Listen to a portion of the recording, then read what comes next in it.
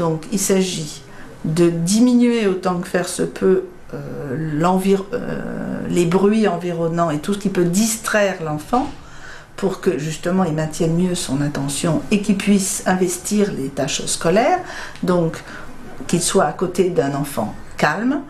qu'il soit le plus près possible de la maîtresse, que la maîtresse ait une relation relativement complice avec l'enfant, puisqu'entre eux, il faudrait qu'ils puissent avoir des signes pour se comprendre, éviter certains types de comportements, notamment par exemple faire un signe quand l'enfant est en train de déraper sur le plan intentionnel ou sur le plan du comportement ou de l'agitation, sans qu'il y ait besoin d'émettre à chaque fois à voix haute une réflexion négative, puisque les enfants qui ont ce type de trouble, à force d'entendre des choses négatives, ont une image d'eux-mêmes qui est souvent très mauvaise et au bout d'un certain temps se découragent et désinvestissent même parfois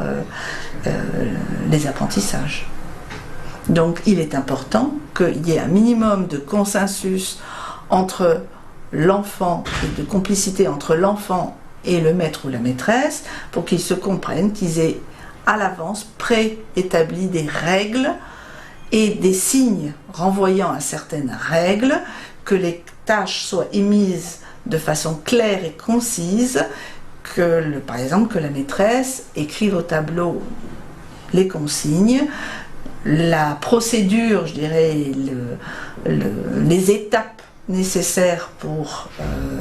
telle ou telle tâche, de façon à ce que l'enfant puisse se référer à ce modèle visuel, et s'il a ou pas écouté, pour une raison ou une autre, s'il a décroché sur le plan intentionnel, qu'il puisse se référer à ces consignes écrites pour aboutir pour compléter le travail demandé.